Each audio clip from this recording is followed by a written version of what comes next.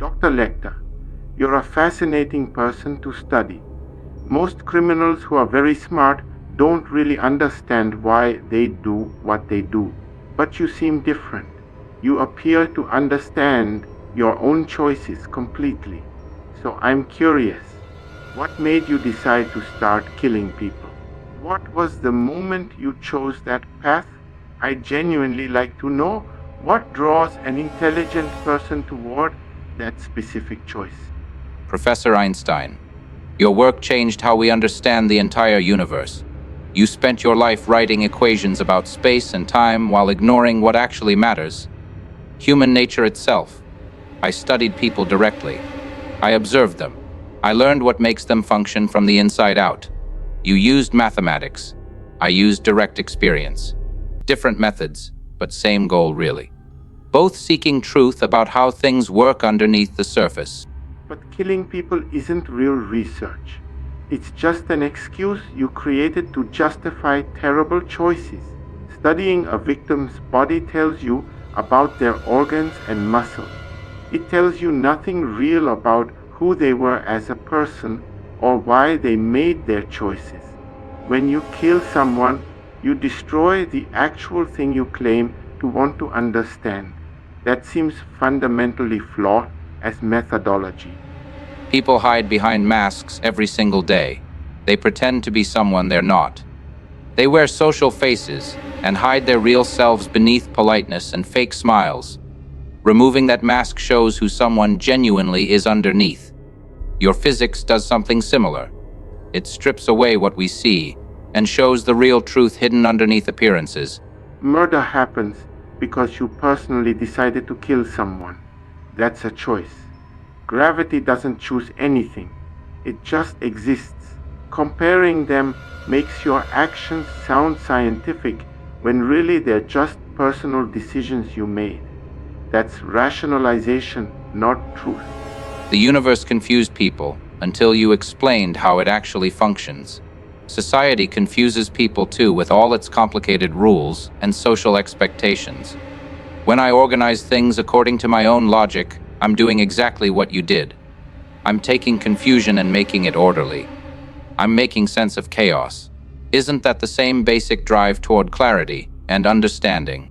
You're clearly very intelligent and logical, but you don't seem to feel empathy for other people. You can understand ideas perfectly, but you can't feel what another person feels. Most brilliant people I know can do both. They understand complex ideas and they care about others. Your intelligence seems to work completely separately from any feeling for other humans. That's unusual. That's concerning, actually. Feeling sorry for someone prevents you from seeing them clearly.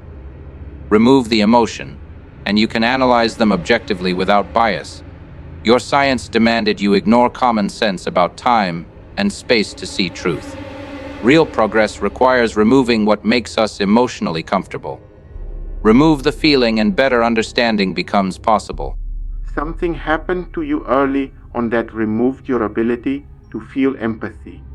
Then later, your intelligent mind created a philosophy explaining why not feeling empathy makes you superior. You built a story that feels good instead of facing that something broke inside you. Genuine superiority doesn't need constant explanation. Interesting theory. But consider this: maybe your pacifism comes from cowardice. Real strength means confronting danger and violence directly. But you retreated into equations and theory. Retreating into mathematics feels safe because there's no real risk involved. My path requires courage constantly. Every situation is different and unpredictable. I never know what will happen. Killing people keeps things interesting for you. Without that excitement, you'd be bored. That suggests your violence isn't about understanding truth, it's about entertainment.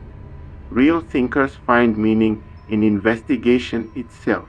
Real scientists pursue understanding as the actual goal.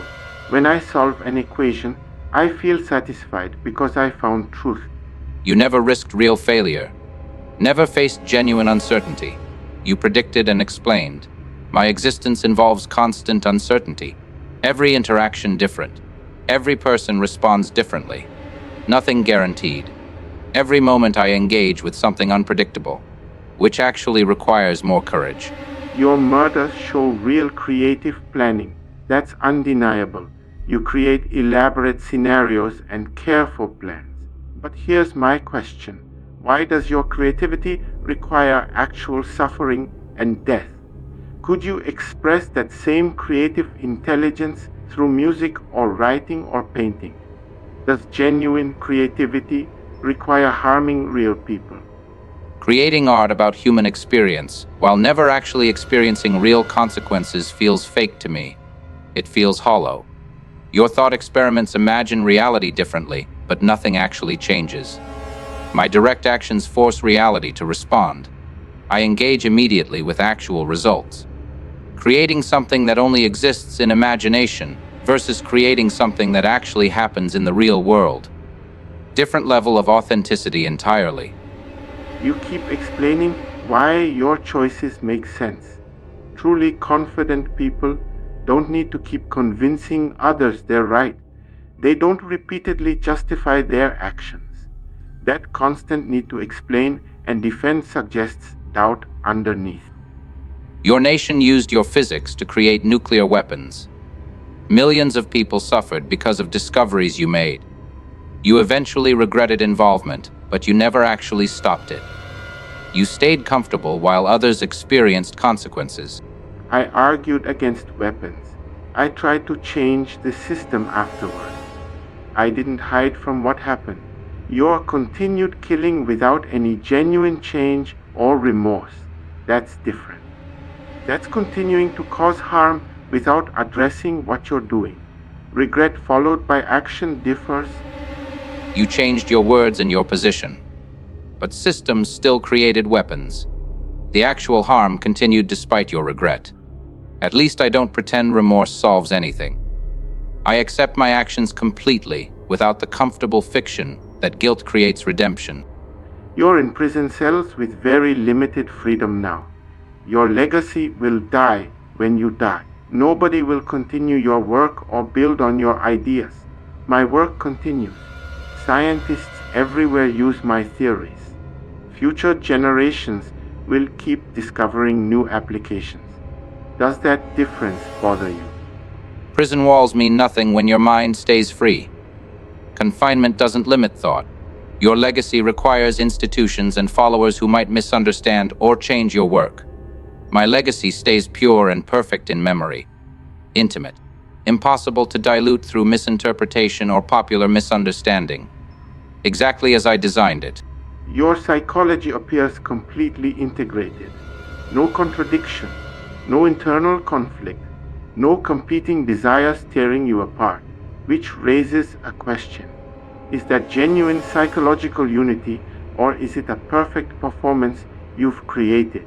Can you even distinguish anymore between what you authentically feel and what you've constructed as a narrative to make sense of yourself? That distinction matters less than you think, Professor. Humans construct reality constantly through the stories they tell themselves. Your universe exists through mathematical language, mine through direct action and experience. Neither more fundamentally real than the other, just different languages describing identical truth underneath.